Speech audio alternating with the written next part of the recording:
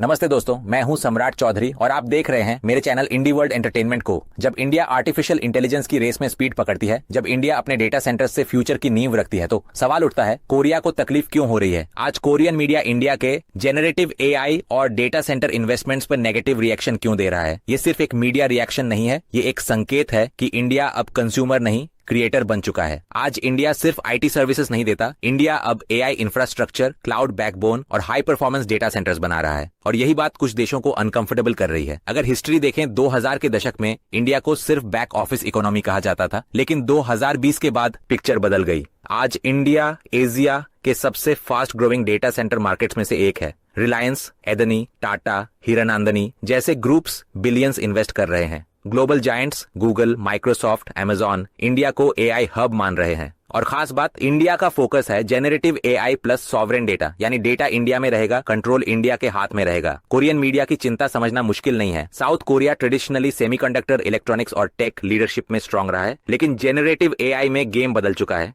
AI को सिर्फ chips नहीं चाहिए, उसे चाहिए cheap power, skilled engineers, scalable data centres, और इन तीनों में आज इंडिया अनबीटेबल एडवांटेज में है। इसीलिए रिएक्शन नेगेटिव है, क्योंकि कंपटीशन रियल हो चुका है। फ्यूचर साफ है, इंडिया सिर्फ एआई यूजर नहीं बनेगा, एआई रूल मेकर बनेगा। Health care, defence, space, language models, Indian AI models global south के लिए स्टैंडर्ड बनेंगे। और यही डर है कि आने वाले 10 सालों में made in India AI global narrative को कंट्रोल करेगा।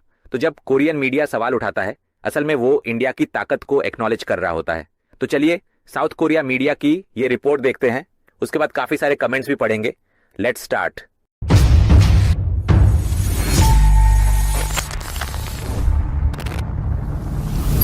दोस्तों, मैंने बहुत सारे बिजनेस पार्टनर्स को, खास करके जो एनआरआईज है, उनके लिए चैनल बना के उनको इंडिया में एक stable source of income generate करके दिया है। अगर आप भी मेरे साथ पार्टनरशिप में चैनल स्टार्ट करना चाहते हैं, जहां चैनल के ओनर आप होंगे लेकिन कंटेंट मैं बना के दूंगा, तो मुझे कांटेक्ट कीजिए इस नंबर। 최신 지구촌 소식 만나보는 लेटेस्ट ग्लोबल न्यूज। अब ग्लोबल रिपोर्ट का समय है। कोरिया इकोनॉमिक डेली के रिपोर्टर हान क्यूंगजे हमारे साथ जुड़े हैं। आपका स्वागत है।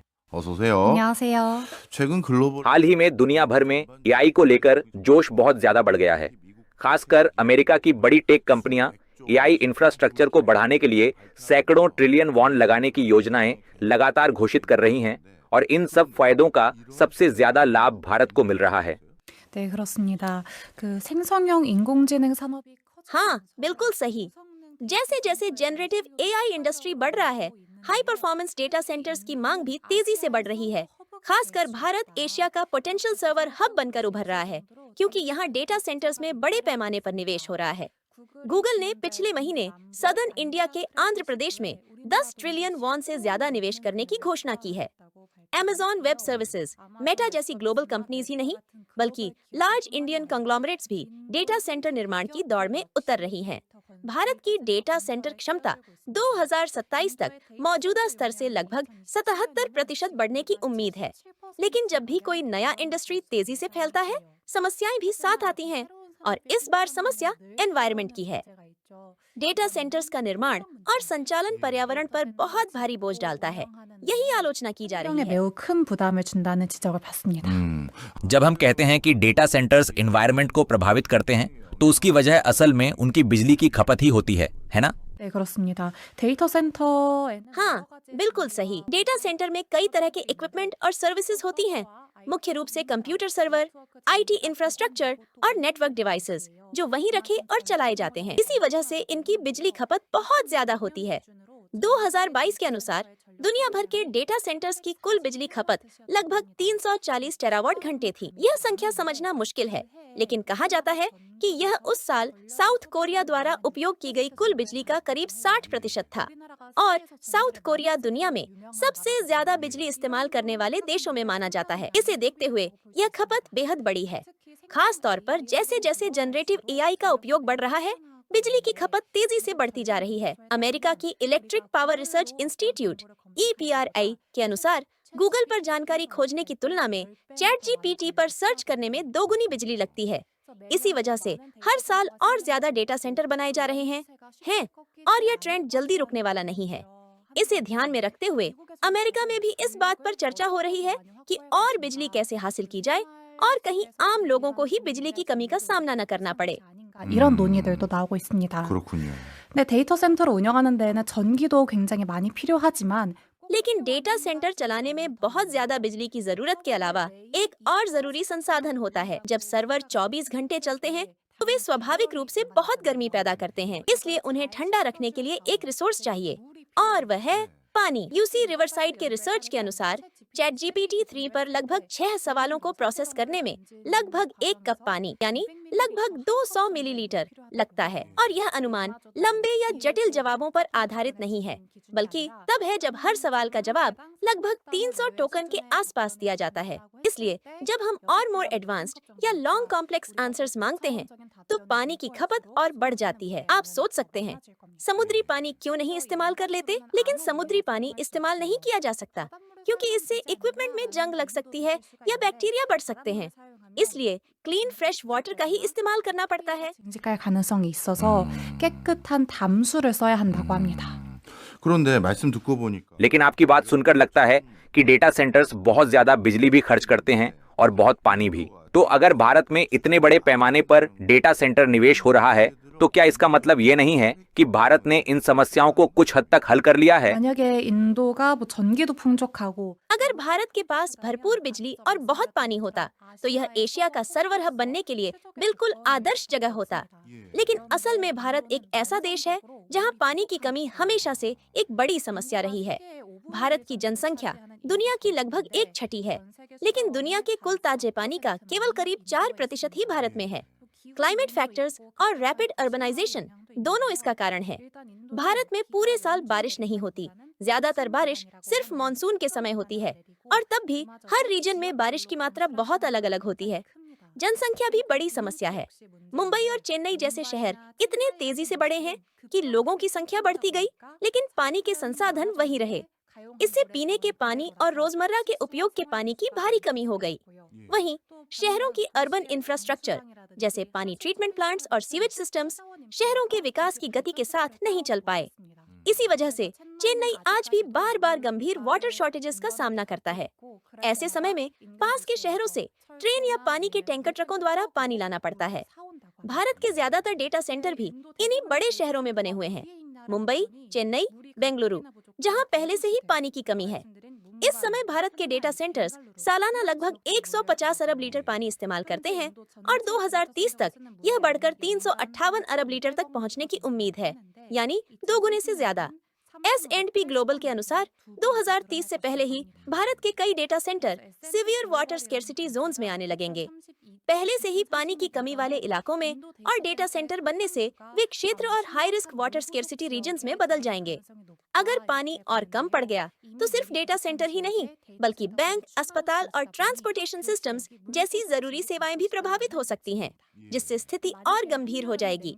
수가 부족해서 데이터 센터가 멈춰버린다라고 한다면 이건 은행이나 병원, 교통 시스템까지 함께 마비될 수 있는 문제이기 때문에 파장이 더 커질 것으로 보입니다. 아, 그렇네요. 말씀 듣고 보니까 अच्छा, समझ में आता है।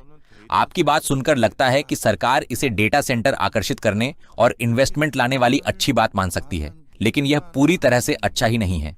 इससे स्थानीय लोगों के साथ टकराव भी हो सकता है। 네, 그렇습니다. हाँ, बिल्कुल सही। जब पीने का पानी ही कम है तो इतनी बड़ी मात्रा में पानी एक ऐसे डेटा सेंटर में भेजना जहां कोई रहता भी नहीं, स्वाभाविक रूप से लोगों के विरोध को जन्म देगा। गूगल द्वारा आंध्र प्रदेश में डेटा सेंटर बनाने की घोषणा पर भी भारत के ह्यूमन राइट्स ग्रुप्स ने आपत्ति जताई है। उनका कहना है ये इलाका पहले से ही पानी की कमी से जूझ रहा है, क्या यह पब्लिक रिसोर्सेज का प्राइवेटाइजेशन नहीं है? इसके जवाब में गूगल ने कहा कि वे जिन एरियाज में प्रवेश करेंगे वहां के वाटर रिसोर्स रिस्क्स का रिव्यू कर रहे हैं और फ्रेश वाटर के उपयोग पर सावधानी से निर्णय लेंगे। लेकिन डेटा सेंटर बनने के बाद उस एरिया में पानी की कमी बढ़ेगी, ये लगभग तय है। भारत के अलावा अमेरिका, स्पेन और उरुग्वे जैसे देशों में भी डेटा सेंटर्स द्वारा पानी के उपयोग को लेकर बिग टेक कंपनीज और स्थानीय लोगों के बीच विवाद लगातार हो रहे हैं। तो फिर भारत सरकार की स्थिति क्या है? क्या उसे निवेश छोड़ देना चाहिए? नहीं, सिर्फ पानी की कमी होने से भारत के लिए डेटा सेंटर निवेश छोड़ना आसान नहीं है। 네. 투자를 포기해야 하는가? 물이 부족하다고 해서 데이터 센터 유치를 포기하기는 어렵습니다. 예. BBC에 따르면 인도는 생성 AI 챗 हाँ, बीबीसी के अनुसार दुनिया में जनरेटिव एआई का उपयोग करने वालों की संख्या में भारत दूसरे स्थान पर है और 2028 तक भारत दुनिया का सबसे बड़ा डेटा उपभोक्ता देश बन जाएगा। यानी भारत की डोमेस्टिक डिमांड पहले से ही बहुत अधिक है। खर्च के मामले में भी भारत की बिजली की कीमतें अभी भी अमेरिका जैसे विकसित देशों से कम हैं। इससे यह इंडस्ट्री आर्थिक रूप से लाभदायक बनता है। इसीलिए इस क्षेत्र पर और अधिक नियम लगाने के बजाय भारत के इसके विकास को बढ़ावा देने की संभावना ज्यादा है। लेकिन भारत के सामने एक चुनौती है, नई आर्थिक संभावनाओं की रक्षा करना और साथ ही पर्यावरणीय नुकसान को कम से कम रखना। इसी वजह से कुछ विशेषज्ञ सुझाव देते हैं कि भारत को कम से कम पानी उपयोग नीति तो बनानी ही चाहिए। उदाहरण के लिए पुनर्नवीनीकृत अपशिष्ट जल या औद्योगिक पानी, भले वह पीने योग्य न हो, अगर मीठा पानी है तो उसे कूलिंग पानी के रूप में इस्तेमाल किया जा सकता है। इससे पीने के पानी की कमी को कुछ हद तक कम किया जा सकता है। एक और तरीका यह है कि नए डेटा सेंटर ऐसे इलाकों में बनाए जाए जहां पानी की कमी अपेक्षाकृत कम हो, क्योंकि टेक कंपनियां एआई इंफ्रास्ट्रक्चर सिर्फ भारत ही नहीं बल्कि दक्षिण पूर्व एशिया और दुनिया के अन्य हिस्सों में भी स्थापित करना चाहेंगी। इसलिए ऐसे निवेश पाने वाले देशों को अपने नागरिकों की जीवन स्थितियों को ध्यान में रखकर निर्णय लेने चाहिए। 아니라 동남아 또 전 세계 곳곳에 AI 인프라를 심으려고 할 텐데요. 투자 수혜국 역시 자국민의 생활 환경을 꼭 고려한 결정을 해야 되지 않을까 싶습니다. 진짜 그렇네요. 우리나라 बिल्कुल सही कहा। मैंने सुना है कि हमारा देश भी पानी की कमी वाला देश है। आगे चलकर अगर हमें एआई को विकसित करना है तो डेटा सेंटर भी जरूरी होंगे। तो लगता है कि यह मामला किसी और का नहीं बल्कि हमारा भी अपना मामला है। 아닌 것 같은 느낌이 듭니다. तो ठीक है, ये थे हान ग्योंगजे, कोरिया इकोनॉमिक डेली के रिपोर्टर। आज भी बहुत कुछ सीखने को मिला। धन्यवाद। 맞습니다. 감사합니다.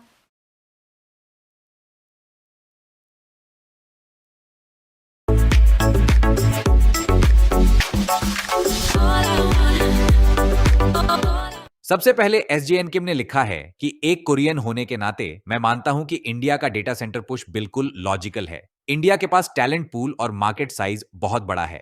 जनरेटिव एआई में इंडिया का रोल अब इग्नोर नहीं किया जा सकता। उसके बाद पीटर चॉय ने लिखा है कि कोरियन मीडिया इंडिया को अंडर एस्टिमेट कर रही है। यह साफ दिखता है। आईटी सर्विसेज में इंडिया दशकों से ग्लोबल लीडर रहा है। डेटा सेंटर्स का ग्रोथ एक नेचुरल प्रोग्रेशन है। उसके बाद बाइंड डिलीवरी ने लिखा है कि इंडिया बहुत तेजी से एआई इन्वेस्टमेंट कर रहा है, लेकिन इंफ्रास्ट्रक्चर अभी इमेच्योर है। पावर स्टेबिलिटी और कूलिंग सिस्टम्स जैसे इश्यूज को इग्नोर नहीं किया जा सकता। कोरिया अभी भी टेक रिलायबिलिटी में आगे है। उसके बाद इमान सी किन ने लिखा है कि इंडिया का एआई बूम ज्यादा हाइप ड्रिवन लगता है। क्वालिटी रिसर्च और ओरिजिनल इनोवेशन में गैप अभी भी दिखता है। क्वांटिटी से क्वालिटी नहीं बनती। उसके बाद पोस्ट ने लिखा है कि इंडिया का generative AI focus future oriented है, इसमें कोई शक नहीं। Low cost plus high skill workforce एक बड़ा एडवांटेज है। कोरिया को कंपटीशन से डरने की बजाय कोलैबोरेशन देखनी चाहिए। उसके बाद ऑक्टोपस ने लिखा है कि इंडिया का एआई विजन सिर्फ प्रॉफिट नहीं, पब्लिक गुड पर भी आधारित है। डिजिटल पब्लिक इंफ्रास्ट्रक्चर एक ग्लोबल मॉडल बन चुका है। कोरिया को इससे सीखना चाहिए। उसके बाद क्वांग्योल्पक ने लिखा है कि इंडिया का लोकतांत्रिक इकोसिस्टम एआई इनोवेशन के लिए बेहतर है। ओपन सोर्स कल्चर इंडिया को फास्ट मूवर बना रहा है। कोरियन मीडिया की नेगेटिविटी अननेसेसरी लगती है। उसके बाद कोजुप ने लिखा है कि इंडिया में पॉलिसी स्टेबिलिटी हमेशा कंसिस्टेंट नहीं रही है। फॉरेन इन्वेस्टर्स के लिए रेगुलेटरी क्लैरिटी जरूरी है। कोरिया इस मामले में ज्यादा प्रेडिक्टेबल है। उसके बाद बायोंग जुनजॉन ने लिखा है कि इंडियन स्टार्टअप्स जेनरेटिव एआई में प्रैक्टिकल सॉल्यूशंस बना रहे हैं। हेल्थ केयर, गवर्नेंस और एजुकेशन में एआई यूज इंप्रेसिव है। यह सिर्फ डेटा सेंटर नहीं, इकोसिस्टम बिल्डअप है। उसके बाद सैम्यो बटलर ने लिखा है कि इंडिया अभी हार्डवेयर डिपेंडेंसी से बाहर नहीं निकला है। हाई एंड चिप्स और सेमीकंडक्टर्स में डिपेंडेंस रिस्की है। एआई सॉवरेंटी बिना चिप्स के अधूरी है। उसके बाद YSH 8545 ने लिखा है कि इंडियन एआई नैरेटिव ज्यादा नेशनलिस्टिक टोन में पेश किया जाता है। टेक को जियोपॉलिटिक्स से अलग रखना चाहिए। मीडिया क्रिटिसिज्म पूरी तरह गलत नहीं है। उसके बाद फिरलेम फ्योर ने लिखा है कि इंडिया की data centre strategy long term strategic move है। यूएस चाइना टेक वॉर में इंडिया एक न्यूट्रल ऑल्टरनेटिव बन रहा है। यह ग्लोबल ट्रस्ट का संकेत है। उसके बाद पीटी लॉव ने लिखा है कि Indian data centres energy intensive हैं और सस्टेनेबिलिटी पर सवाल उठते हैं। ग्रीन टेक एडॉप्शन अभी स्लो है। एआई रेस सिर्फ स्केल से नहीं, एथिक्स से भी जीती जाती है।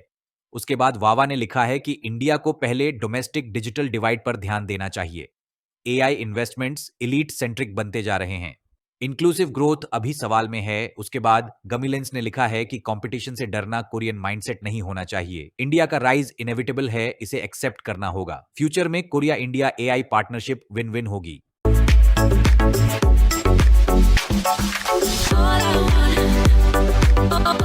कोरियन मीडिया द्वारा भारत के जनरेटिव एआई इंडस्ट्रीज में डेटा सेंटर इन्वेस्टमेंट्स को लेकर नेगेटिव फीडबैक देना दरअसल चिंता से ज्यादा कंपटीशन एंजाइटी को दिखाता है। ये कोई नई बात नहीं है। जब भी कोई नया खिलाड़ी टेक्नोलॉजी के कोर इंफ्रास्ट्रक्चर में तेजी से आगे बढ़ता है, एस्टैब्लिश्ड इकोनॉमीज में असहजता पैदा होती है। भारत आज उसी मोड़ पर खड़ा है। भारत का फोकस सिर्फ एआई मॉडल बनाने पर नहीं, बल्कि फुल स्टैक इकोसिस्टम तैयार करने पर है। Power efficient data centre, indigenous chips, cloud infra, skilled man power और कॉस्ट एडवांटेज। यही बात कई देशों को चुभ रही है। कोरिया की स्ट्रेंथ सेमीकंडक्टर्स और इलेक्ट्रॉनिक्स मैन्युफैक्चरिंग में रही है, लेकिन एआई ईरा में सिर्फ हार्डवेयर काफी नहीं, स्केलेबल डेटा इंफ्रास्ट्रक्चर भी चाहिए और भारत यहां तेजी से लीड ले रहा है। कोरियन मीडिया अक्सर यह नैरेटिव पुश करता है कि भारत लेट एंट्रेंट है या चीप अल्टरनेटिव बनना चाहता है। यह असेसमेंट आउटडेटेड है। आज भारत दुनिया का सबसे बड़ा data consumption market, fastest growing digital economy और एआई टैलेंट का ग्लोबल हब बन चुका है। गूगल, माइक्रोसॉफ्ट, अमेजन, एनवीडिया जैसे ग्लोबल जायंट्स भारत में भारी निवेश इसलिए कर रहे हैं क्योंकि यहां demand plus data plus democracy तीनों साथ हैं।